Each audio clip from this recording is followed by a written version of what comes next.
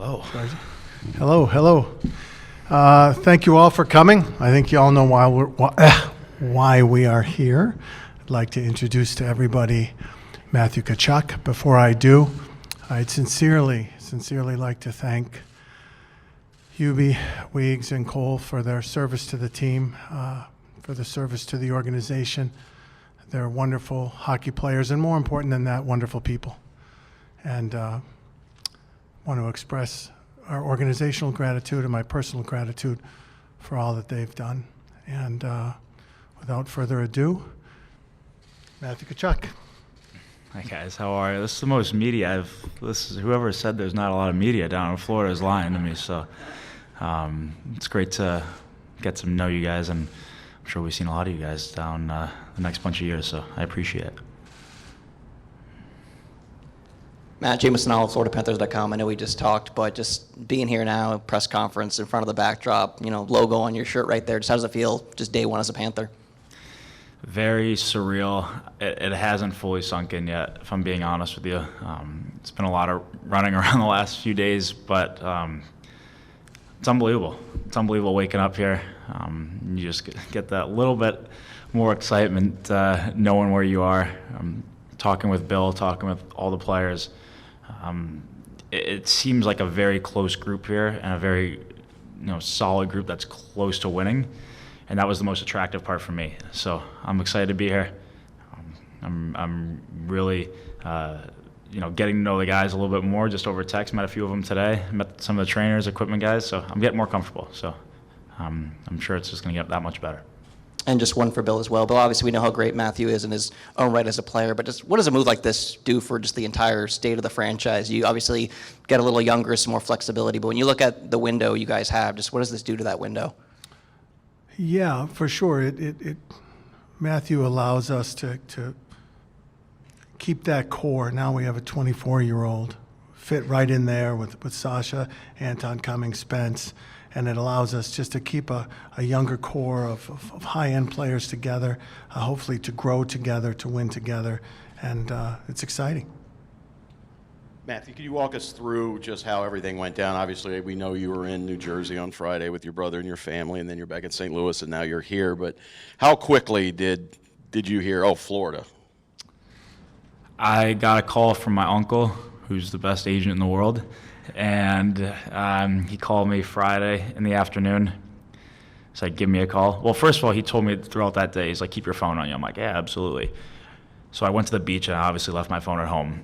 And then did a few other things, and I got a bunch of missed calls, well, from what I heard, because I didn't have it. So somebody grabbed me, said, call your uncle. I called him, he said, we might have something done with Florida. I was the happiest person ever. He said, don't tell anybody. I went to my parents' hotel room and told them, and then just had a few, just think about everything, logistics, everything. I'm like, we can't say anything, don't want to jinx it. And then in the middle of dinner, I got called saying, we need you to sign something. They sent me the contract. I signed it. I sent it back. They go, well, now you need somebody to sign it as a witness. So I'm like, who in my family would I want to sign it? Obviously my mom, who's here today. I think my dad was a little pissed off about that. So she signed it. I went back in with the biggest smile ever. Everybody knew something happened, and then that's where I told everyone. So it was a crazy 3-4 hours.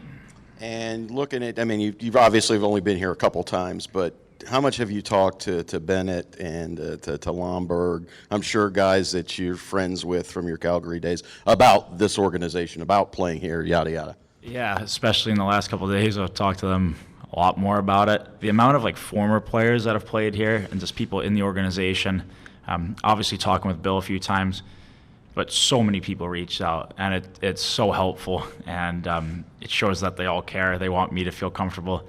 I haven't heard a bad thing about this place, so it's just such an exciting time for me, if I'm being honest. And Bill, Matthew said, I think it was a Sportsnet, that Florida pushed like hell to get this trade done. Was this a deal where you felt like this is an opportunity, we got to go for it, just whatever it takes kind of thing? Yeah, for sure. Yeah, is it working? Yeah. You got to give to get, and it was a situation that came up in a very, very short window. The time frame was rather quick. And as you just said, when you have an opportunity like this, we had to pursue it, and the price was very high. And we decided this is something we really wanted to pursue, and we're thrilled to be able to be here now. Hey, Matthew. Obviously, the excitement of coming to Florida you've talked about. Has it sunk in, or what's your thought on joining a team in the U.S. and playing for an American team, just being an American-born hockey player yourself? Well, I think that I was born in Arizona. I grew up in St. Louis.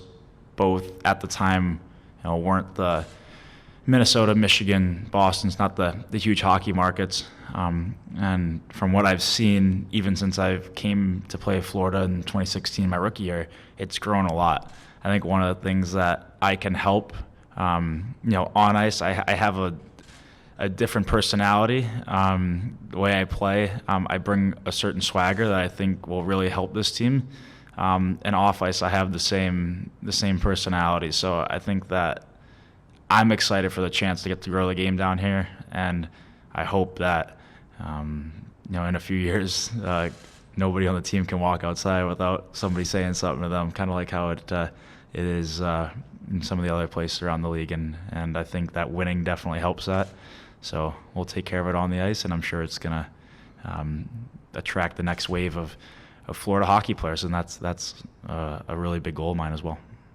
And Bill, for you, you've only been here for 2 years, as Hubie had been here for almost a decade, right? How hard is it to kind of separate yourself from the attachment of growing close to a player and knowing how close a fan base has been to a player when you have an opportunity to make a move like this? Yeah, it's hard. It's not something that you take lightly at all, on several different levels, right? Professional, personal, organizational, hockey-wise. And those are hard decisions. Those are really hard decisions that you get paid to make. And in situations like this, when you have a player, he's been described as a unicorn. Don't take that too seriously. But when you have a young player who's entering his prime and continuing to get better and improve, and you can expect more and more, and add them to a group of already evolving, young, exciting players, it's just a decision we made to really pursue it and pursue it aggressively. Matthew, hey, welcome. Tim Reynolds of the Associated Press. A question for each of you, but I'll start with you. The history books will say that the Panthers and Flames executed a trade, but you obviously had a very big say in this because you could have chosen where you were going to sign. You had a lot of options. Was there one specific thing about Florida that elevated them maybe higher on your list than some people on the outside would believe was possible? To be honest, when I made my little list of team, yes, they were on the top of the list. But when I made the list, first and foremost, it was winning. It was not just winning now, but it was winning in the future. If I keep hearing about the past, I'm gonna lose my mind, because I think that this team, I know some of the players are unhappy with the way things have gone the last few years too, and I wasn't a part of it, but I don't want to keep hearing that. I want to worry about the future here. And like we were just talking about, the team, all the guys are from my age to 28, 29. Or the majority of us are. So that was first and foremost a very attractive part for me, is the win now mode and the win in the future. Number two was lifestyle. I know I'm 24, and I had 6 unbelievable years in Calgary, and it was the best place for me to be at that time. But looking ahead, I signed for 8 years, but in my mind, I'm here for 8 plus. So however many that'll be, I want to be here for the rest of my career. And number 3, I think they have, a bunch of elite players that I can play with and be surrounded by. I know that they have a top 3 player in the NHL, and that's a fact. Unbelievable talent, and a lot of guys that have just continued to get better, like we just talked about, with lots of young guys, but a lot of experienced guys as well. And Bill, you guys, what you did this past season, rewrote the record book, President's Trophy, all those things. You could have just run it back. That would have been probably the easiest thing to do. What was it? And you talked when you hired Paul about how you took a couple weeks and really looked at everything critically and decompressed. I guess, when did this sort of notion enter into your mind that maybe this was an opportunity that the Panthers should take a hard look at, knowing that like you said, you have to give something to get something, and you gave a lot to get this. Well, it only came up last week. It wasn't something that during the process of the evaluation postseason that we would even fathom could be possible. A 24-year-old 100-point guy who's tough, who's mean, who has the person. I might have to stop. But no, when you have the ability to get this type of asset and add this to this young core that's growing together, and that I don't think it's a secret that obviously some of the attributes that Matthew brings are areas of the game that we could really use collectively in our group. So when that materialized as a reality, then rather quickly we had to decide rather quickly that this was something to pursue.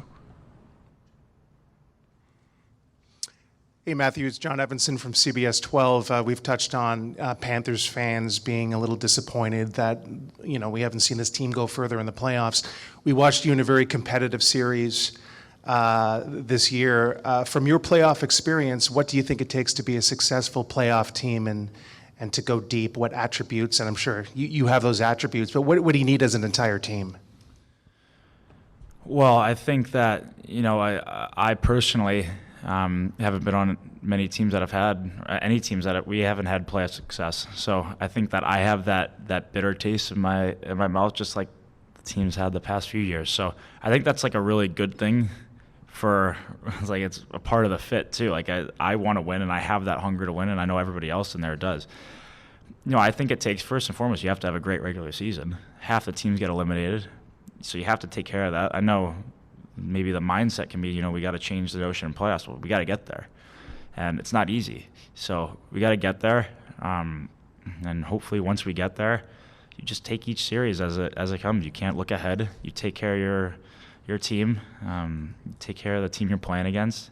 You play hard. You play in their face. You have great goaltending.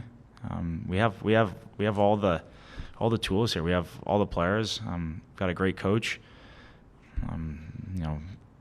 Unbelievable owner from what I've heard. He treats everybody unreal, and spend the cap. I mean, there's no excuse why this can't work. So, and just want to I want to be here. Like this wasn't me just getting traded and me having no say. Like I chose this. I really want this to work, and I'm just excited for the possibility of winning here in South Florida.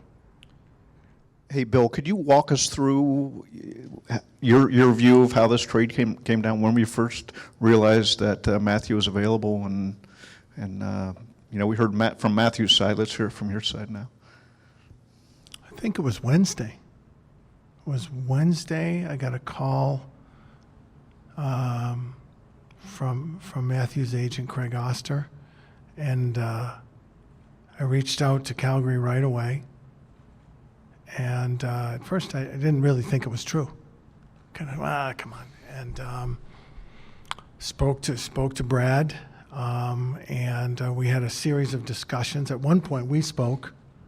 We had a real healthy, a lengthy discussion about everything: hockey, South Florida, life, the Panthers, our future. It was really healthy and interesting. I very much enjoyed it, and continued to speak to Brad, and it culminated on Friday. And once it did, I knew that Matthew and his family were in New Jersey, and we had to keep it under wraps for a few hours, and Friday night, finally, it got approved by the league. And Matthew, could you just define what you said you play and you carry yourself with swagger, what that means to you? How do you define how that works? I mean, I think it's just kind of how I like live my life too, off ice and on ice. I just have like a confidence that's a good confidence. That's not a cockiness. I think it'll help this team. I think that some of these teams in this conference that in our division that have had success have that. The team in the other end of the state has that. A bunch of teams that have been there have had that. So it's not up to me to provide that, or it is up to me to provide that. I'm not going to bring it all. So I need to help with that. I think that's one of the reasons why it's a perfect fit. There's a lot of, I look at a look at a guy like Sasha. He looks like from the outside as one of the best captains in the league. He leads by example, but he has that quietness to him. You can tell that quiet confidence, and I think that I'm kind of like the perfect guy to have with him, where I'm almost like the other way. I'm not quiet, so I think I can help him, and it'll be beneficial for both of us to have each other. If I can jump in on that one, I had a conversation with someone over the course of that 48-hour period or what have you, and I drew a parallel between Matthew and if you've ever seen the movie Hoosiers, Jimmy. At the end of the movie where he says, "Coach, I'll make it," and it's that type of confidence. That, give me the ball with 20 seconds on the line, or I don't know, 2 seconds I think in Hoosiers, right? He wants it. He wants the shot. So. Matthew, Aaron Brown from the Hockey News. You've talked about winning, but what are you looking forward to most in terms of the Florida lifestyle? 24, Miami's a hopping place. What are you looking forward to? You're saying just lifestyle?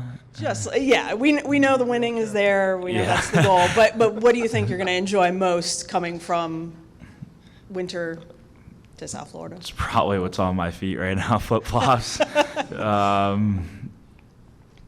Yeah, that's we'll just keep that answer there. Okay. And then just a quick question for Bill. It's been reported that this is the first sign and trade in NHL history. I'm just wondering, why haven't we seen this before? Was this something you kind of looked at and said, why can't we reshape? Or No, that was really just a technicality as far as how these things go down. The CBA spells out specifically dates and times in which transactions may occur, and the nature of the timing of this particular one was such that it had to be a sign and trade, and that was about it. There's no creative machination in place or anything like that. No. You always got to wonder about that. Yeah. Hey, Matthew, welcome to Florida. This is Colby Guy from Florida Hockey Now. Just wondering, you're replacing a guy in Jonathan Huberdeau who owns franchise records in games played and points. Is there any kind of pressure that comes with replacing a guy like that? No, I don't feel it. I'm a different type of player. I know that another guy that was traded in that was Uyghur, who's an unbelievable player as well. I bring different things than what those guys bring. I think the way I play. Not really wanting to talk about the way I play anymore. I've answered that enough. But I don't feel pressure. I'm here to win. Personal stuff, throw it out the door. I don't care. I'm here to be the last team standing. That's it. So if I am, I'm happy. I don't care about the personal stuff. I'm not comparing myself to anybody.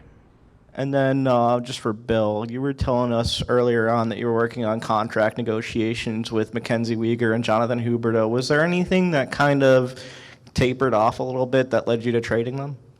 No, not at all. This was a situation that, as I just referenced, came up when the agent called me Wednesday. I didn't even believe 100% that this could really be something that happened.